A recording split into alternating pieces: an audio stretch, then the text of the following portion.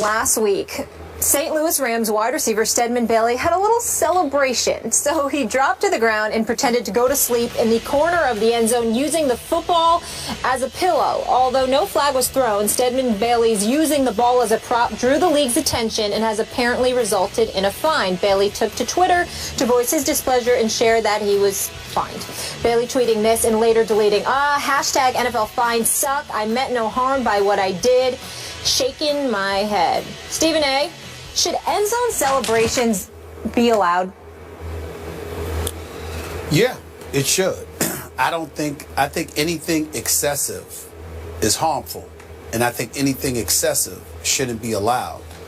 But I don't believe that it should be as restrictive as it is. And I think that, see, when I bring stuff like this up, I almost hate, Skip, to discuss subjects like this, because when I go along cultural lines, then people get into race and all of that stuff, and they find themselves incredibly uncomfortable with what I have to say. But I'm going to speak truth. The fact of the matter is that a lot of times we see guys, and they're usually members of the minority community who's really, really celebrating. It's not to say that white folks don't celebrate and stuff like that. But by and large, most of the time you see folks celebrating and whatever. They're doing things and they're bringing attention to themselves. Well, part of the reason for that is because, A, when it's time for the NFL to promote people, they usually handpick and choose who's the person that they're going to put out front as one of the resident ambassadors for the sport. So when guys have an opportunity to market themselves where folks on Madison Avenue can take notice who don't necessarily need the permission of the NFL in order to promote a particular athlete, it gives an athlete an opportunity to bring some shine and attention to themselves and ultimately capitalize off of it. So we understand that element. The other element, Skip, Molly, is this. It's amazing, whether it be on the collegiate level or beyond, how we pluck individuals from these community, deprived, desolate, impoverished, obviously devoid of acceptance, of love, affection, of recognition in a lot of instances, and find themselves in a position where they get to just exhale and express themselves. And yet, when people feel it gets out of hand, you all of a sudden implement and incorporate rules and regulations that ultimately eradicate all of it, as opposed to simply saying to them, calm down. There's no reason to pull a Sharpie out of your socks or whatever and write on a football. No, there's no reason for T.O. to run to the star of the Dallas Cowboys and, and just celebrate himself, knowing that that could incite violence from the Dallas Cowboys beyond actually playing on the football field. But if you're doing, if you're imitating prime time, if you're celebrating in the end zone and doing a little quick dance or whatever the case may be when you score a touchdown, what's the harm in that? I, for one, get disgusted when I see anybody celebrating before getting into the end zone, because I see a guy celebrating a first down and then the very next play there's a fumble or an interception that occurs, because that says to me you're celebrating prematurely because the job wasn't finished. But if it's a tight game and you get into the end zone, or, and you decide to celebrate, as long as it's not excessive, I don't see any problem with it. And I do understand that it's open to interpretation as to what is excessive and what is not. But you got guys that sit up there and they spike the ball and they do a little dance. And in one arena with Martellus Bennett celebrating when Jay Cutler threw him that touchdown pass, there's no penalty. And in another stadium, a particular referee says, no, that's a penalty. I don't understand stuff like that. And I think that we can exercise common sense and understand when something is a celebration of what you accomplished as opposed to sticking it in somebody's face. I can understand us policing, antagonizing an opponent and bloviating in his face in a disrespectful fashion. That should always be penalized. But if you're celebrating something that you accomplished and your team accomplished, and it's relatively quick and devoid of excessive behavior, I see no problem with it whatsoever. And the fact that that that is a problem to some doesn't speak to the celebration to me.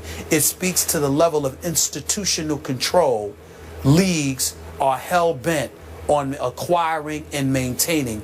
And I think that speaks to a bigger issue that nobody wants to talk about, which is control, and that turns me off. Stephen A., real quick before we get Skip's take on this, do you deem what Stedman and Bailey did, taking the nap, sleeping on the job, as excessive? No, because it was really quick. Okay. Because it was really quick, and he stayed there for more than a couple of seconds, maybe. But it was really quick, and he got right up. I don't see a problem with it. Perfect. Just want to be clear on that, Skip. Let me address your original point, and I appreciate you bringing it up, because it plays in our conversation here. I appreciate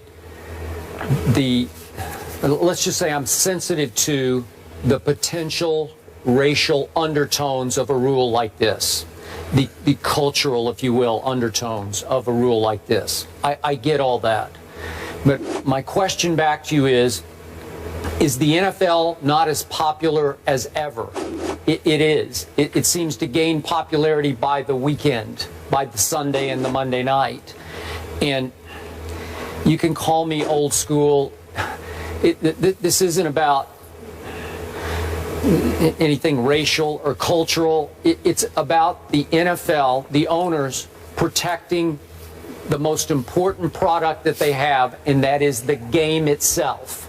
And look, I'll be the first to admit that I was there the night T.O. signed the football with the Sharpie and took it to the box. It's entertaining, and this has to be entertainment. I get all that. I love what Chad Johnson, I guess he was Chad Ochocinco at that point, used to do with his river dancing and his using the pylon as a putter, putt the football. I get all that, and it made me chuckle. I appreciated it because it's inspired entertainment. And Chad's a gifted entertainer to me. But Stephen A., you cannot throw open this Pandora's box, because it would ultimately start to threaten the game. Because you say you're forcing the referees to gauge, did that go on too long, and be subjective about it. Should we throw a flag on that one because he only slept on the football for like 24 seconds? Or did he go too far? What happens is when you throw this open and you have no rules against celebrating, then what happens is you risk that players start to upstage the game of football with over-the-top, can you top this, choreographed, rehearsed skits. That's what Chad was getting to. He was trying to top himself. How do I outdo myself? And he said he would stand in front of the mirror and practice the skit. Well, how do you regulate that? How do you stop that if it goes too far? Well, if you open Pandora's box, you can't say, well, he can do his for 22 seconds, but he can't do his for 31 seconds. I don't know how you stop it, so they say, well, you can go back to your bench area and celebrate if you want to. I don't know. I've even thought about, could you allow teams 2 end zone celebrations per game, 3 per game? I don't know. You just can't regulate it, Stephen A. And the game is great without it. It's entertaining enough without it. Would it add a little icing to the greatest cake in the world? I guess you could say that it would, but it's no shot at the players who are more prone to celebrate than other players. Well, Skip, I think that you're missing my point. In no way am I saying that the rule itself, these rules itself, was implemented and directed, towards minorities playing in the game. That's not what I'm saying. Okay. What I'm saying is that indiscriminately, it has an effect on a particular culture of individuals because they're the ones primarily doing it. When Rob Gronkowski celebrates, I have yet to see him get penalized. Now, I don't know if that's the truth or not, and whether or not it's happened. I'm saying that I haven't seen it. But it's just one big spike, right? Well, you know what? But listen, he's done a few things other than just spike. Let's be clear about it. I have no problem with it. But we also have to recognize this. I'm tired of hearing the argument that the NFL is number one, that it's more popular than anything is an excuse. We want to protect it. Well, Skip, what helped make the game popular? First of all, I don't think it would be as popular if there were 82 games a year. Okay? It's the fact that it's 16. It's the fact that it's 17 weeks in the season. It's the fact that it's every Sunday. It's an event. every week rather, whether it's Thursday, Sunday, or Monday. It's an event. And so because of it, that contributes to it. But I remember Billy White Shoes Johnson. I remember primetime Deion Sanders. I didn't think that they hurt the game. I thought they helped elevate the popularity of the game. And even in this day and age, I don't think the calls against celebrations are consistent. I just highlighted how Martellus Bennett wasn't penalized, but a couple of other guys, I don't recall which ones, but I remember watching them this weekend, they were penalized.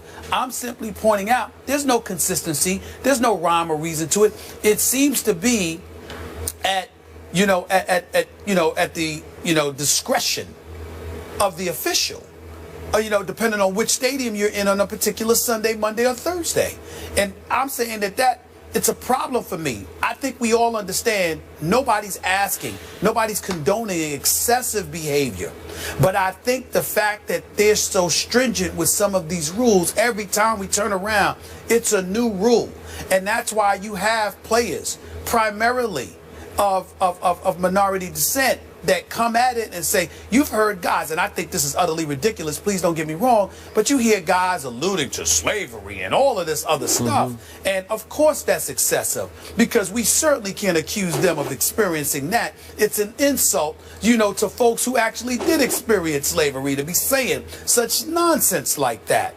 The flip side to it, however, is that it does highlight and illuminate how disgusted they are by the proverbial straps they feel are suffocating them, because every little thing is dissected and there are rules consistently implemented to restrict their expression, and everybody ain't the same, and we don't seem to embrace that at our discretion, and it usually works against them and not for them.